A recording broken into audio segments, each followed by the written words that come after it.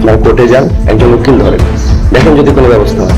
আপনি কিন্তু ভাই আমগো গ্রামে এখানে মারপিট করলে জিন্দা ফেরত যেতে পারবেন না। আমার একটু মানুষ মনে হয় না? আমি কি পশু?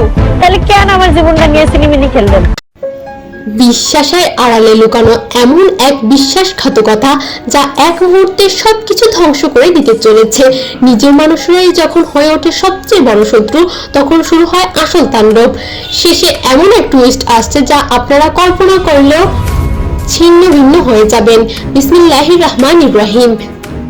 দর্শক বন্ধুরা, কল্পনা করুন যার উপর আপনি অন্ধবিশ্বাস করেন সেই মানুষটাই যদি আপনার জীবন ধ্বংস করে দেয়। ক্ষমতার এই খেলায় আজ যা ঘটতে যাচ্ছে তা শুধু শকিং না, একেবারে ধ্বংসাত্মক।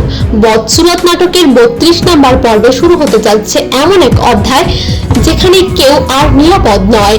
গত পর্বে আমরা দেখেছি এক ভয়ঙ্কর পালাবদল।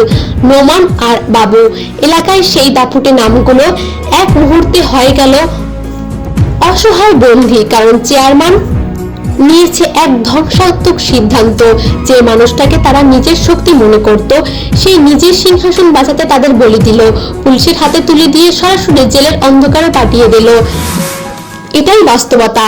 এখানেই সম্পর্ক না, শুধু চলে স্বার্থ।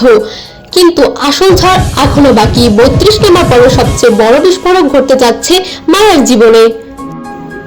একটার পর একটা আঘাতে ভেঙে পড়া সেই মেয়েটা এবার হয়তো আর চুপ থাকবে না, হয়তো কান্নায় ভেঙে পড়বে। কিন্তু সেই কান্নার মধ্যেই জন্ম নেবে এক নতুন প্রতিবাদ। হয়তো চিৎকার করে বলবে, আমি শুধু তোমাদের খেলার পুতুল।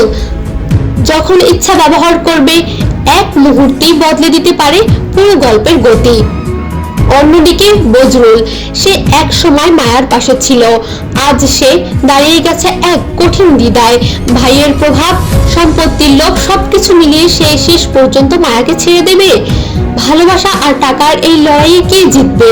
আর জামাল চারদিক থেকে চাপে পড়ে সে এখন আগুনের ভিতর আটকে আছে। মামলা, ষড়যন্ত্র আর কষ্ট সবকিছু মিলিয়ে সে কি ভেঙে পড়বে, নাকি এবার দেখবে আসল রূপ?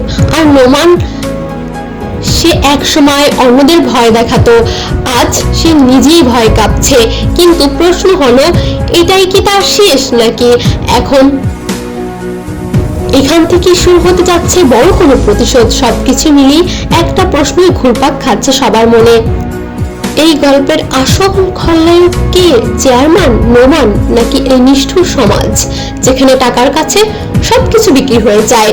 সব প্রশ্নের উত্তর মিলবে বদসুরত নাটকের 32 নম্বর পর্বে। আসছে আগামীকাল মঙ্গলবার দুপুর 3টা, শুধুমাত্র ইউটিউবে। আপনি কি মনে করেন মায়া কি এবার নিজের জন্য দাঁড়াবে, নাকি আবারও হার মানবে?